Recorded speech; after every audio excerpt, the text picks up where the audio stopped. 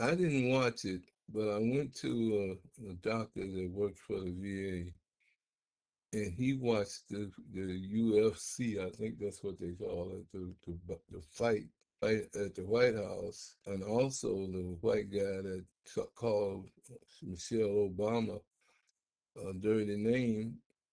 And I don't hear too many outright remarks from the black community to the tune of, and I know there are some because I've heard them, but not to the point where we really have got to figure out how to start making issues really bring it to the table and not let it go so that we can mobilize us. Because every time I go in the room with a lot of young black men and women in their 40s and 50s,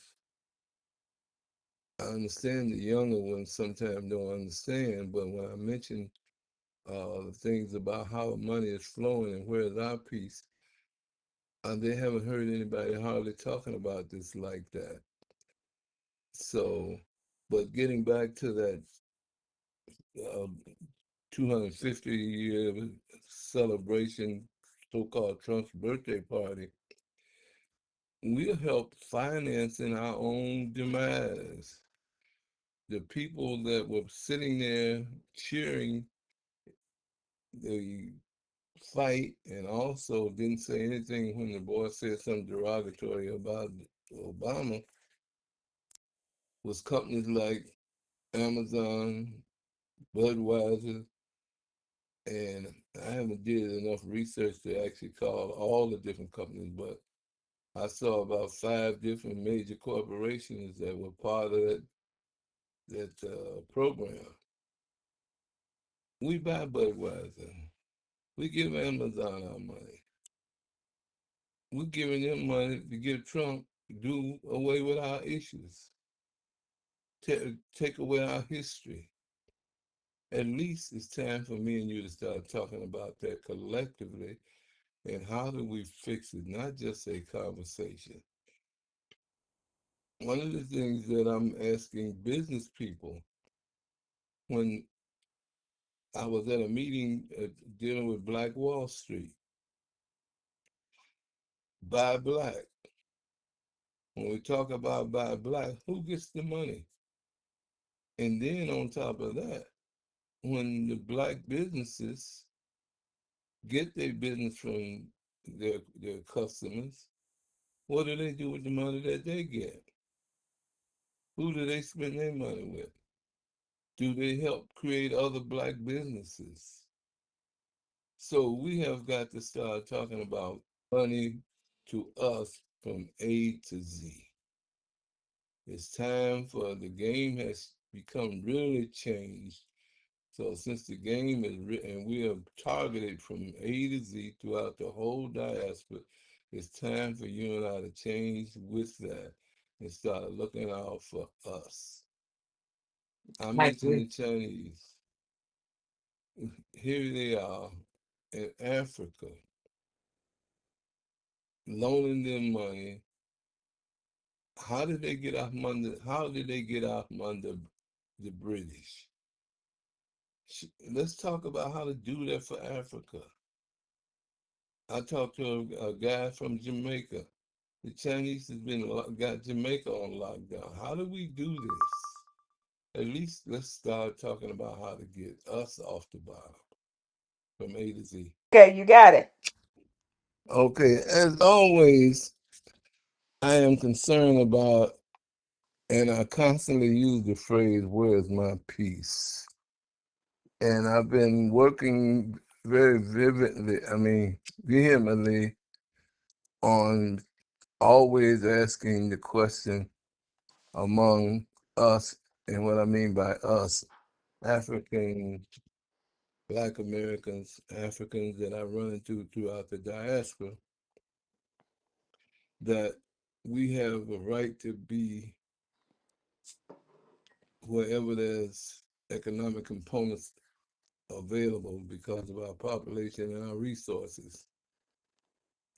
I was in a construction conversation with a young man a couple of days ago, and it brought to mind what was the reason that our politicians, i.e., us Savage, that introduced the equal rights of wherever there was, whatever corporation didn't have enough black people working for them, that they would come up with a number, and that number usually was 25, 30% that they had to be able to hire us. In this day and age, I don't understand why we're not still having that issue. I recognize that they came out with a phrase DEI hiring, et cetera, but that means that we let somebody else label the fact that we had a right to be there proportionately. Now, my take on how I felt about proportionality was, if you're in my community was predominantly black, because we came up with the number 25, 75 to the majority society and 25 as to minorities, so-called minorities. In my community, I wanted to flip-flop that, where we would get the 75 and we would split the 25. And as I mentioned, start mentioning about today's situation,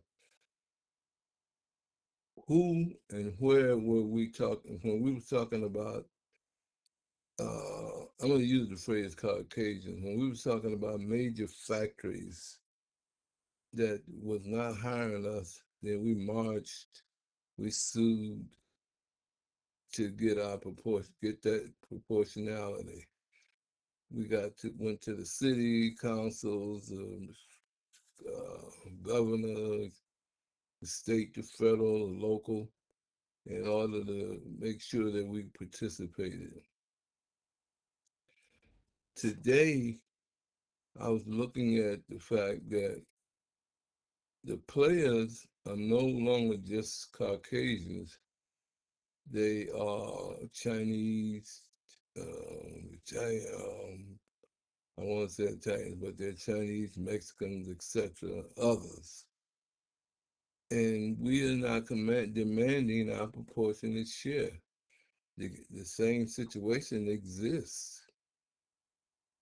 Those same people that I just mentioned actually believe that they have a right to just hire only their people, when we're using all the resources to make this country work. I was in a meeting with a Chinese guy, and he told me that the Chinese country was taking over the United States. And I'm in so many words. And I mentioned to him I resented it because America is the most powerful country in the world. And I believe the reason it's as powerful as it is because of me. And when I say me, it's because it's mixed. So not just African Americans, but it makes up of everybody else. But still, if you have risen to your corporation has became predominant in a particular industry, then proportionality still should exist. So why are we allowing you to just hire only your culture without us having any issue? Now, I particularly have vowed not to buy Chinese food because I went in Chinese as often as I can, not to participate. Pardon me, because they went to the Supreme Court and did away with affirmative action. And I usually use the phrase, nobody liked the black community anyway, but it's not whether they like us or not, it's how do you and I work together to get us in a position to be equal on things that benefit us, where we are able to trade and barter to where we benefit and not come out on the bottom of the power struggle or the economics. I was listening to them talk about the most powerful man in the world that just became, well, economically, just became a trillionaire, Elon Musk. Oh, okay. I thought you was gonna say that. Okay. Right. But there's with this ballroom that Trump is doing, that's talking about $6 billion to renovate this ballroom. They got Clark. I heard someone say on one of these programs, Clark Construction. I don't know if I got the name right or not, but that's what I think I heard. Where's where's the research among us to look and see how money is flowing and where's our piece? So we should be looking at everything, every dollar that turns it over in this country. Where's my piece? We're looking at how the graft and the corruption that's going on among the president and his offspring. But in the meantime, we're not looking at how the money flows and who's getting it because they're doling it out to other people. Where's our piece? We are at the bottom of the economic polling. We need to develop a strategy to create wealth for ourselves through our skills and aspirations.